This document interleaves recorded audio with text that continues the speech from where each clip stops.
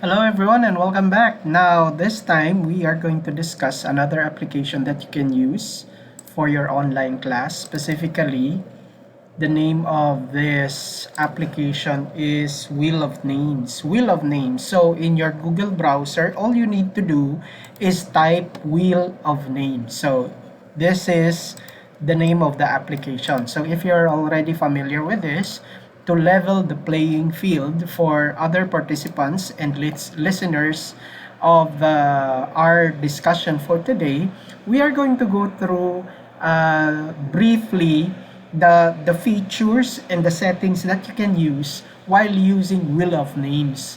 So when you've already entered the name of the application, just click Wheel of Names or wheelofnames.com, the link, and then you will automatically be diverted to the Wheel of Names application. So here you have this ads or advertisements on the left side. You can close this ad by clicking this X mark or the exit button. So that is what we are going to do now. This obviously is an application that will help you draw lots in random names, values that you will be using for your class. So one application wherein you can use this is that during recitations, so you can write the names of the participants here. So this is the first feature that you will have to be familiar with. You can write the names like, okay, that's one, and then another, and then another, and then another. Okay, now how many limits can you write in, how many names would be the limitation of this wheel of names? The limitation is very, the value of the limit is very high. So here we have settings that you can customize in order to make this screen more appropriate to what you really need in your class. So aside from entering the name, you can also add an image to the wheel itself. Okay, so you can get that directly from your album. Okay, and then once we start, before we go to the settings or the customization of the settings, you can also add background music, and you can also set the duration of the music of the spinning of the wheel. So I am going to show to you first before we go on to the settings and the customization of the settings. So we'll have the first draw. So if I click the wheel, you already have the music. I chose that music from the settings, including the duration of the music. Okay, so it will not be definite until it stops, and then it will show the winner of the one that has was picked during the spinning of the wheel. So in this case, the winner is Jean. Now you have two options at the lower screen of this window. It's either to close or to remove. What do we mean when we choose remove? The name of the participant will be removed from the choices and will be separated on a new list so that you can keep track of who is still in the list and who was already chosen from the list, which is also important for teachers, especially when you are using this during your class. So if we're going to choose remove, then from 4, you already have, you are left with 3 participants. And then where did that name go? So here you can see entries and results. So if you click result, Jean is already transferred from the entries going to the result. So even if you have 500 names, which is possible to be fit in the wheel of names, you'd be able to track the ones that were already picked and the ones that are still in the list or entries. Okay, so going back to the entries, these are the names of the entries, and this is the first one that was picked using the wheel of names. Okay, so that's the first basic function and features that you can use from the wheel of names. Again, the limit is endless. It can even be more than 500. To show you, we're going to add entries, but this time we're going to use numbers. So here we're going to add 1, 2, 3, 4, 5, 6, 7, 8, 9, and 0. Okay, so as you can see, every time we add an entry to the list, the wheel automatically adjusts. Okay, so again, this can fit more than 500 names per screen.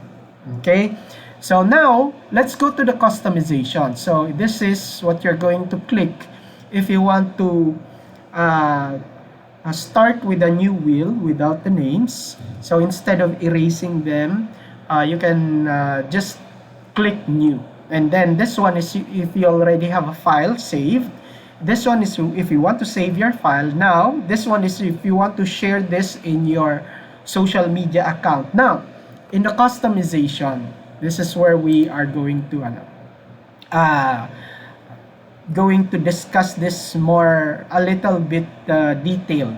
Okay, so you have during spin, after spin, colors, and image. This is the sound that I chose, the sound that you heard when we spun the wheel. Okay, so if you click the downward arrow, you can choose a lot more.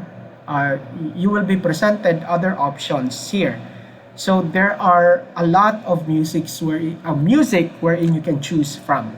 Okay, so I'm using this, and then if you want to hear what the music sounds like, you can play it here. Okay, and then you can stop if you want to change. Play to hear the music that you will be using. Okay, we don't have sound for that. Okay, let's try this one. Okay, the sound doesn't seem to Okay, anyway, I think it has something to do with the settings that I use. But anyway, if that's the sound that we use, it's supposed to play when you click the play button. Okay, now this one is the duration of the wheel. So if you put it in 50, you will be spinning the wheel for 50 seconds. So this is the duration of the wheel. How many seconds would it spin? So I've already set it to 100, so that if during the spinning of the wheel, I can still discuss or motivate the students before we pick the winner. Okay, and then allow duplicates on wheels is they can be picked twice. So if not, just untick the box so that they will only be picked twice, especially if you do not separate them from the main list. Okay, and this one is to spin the wheel slowly.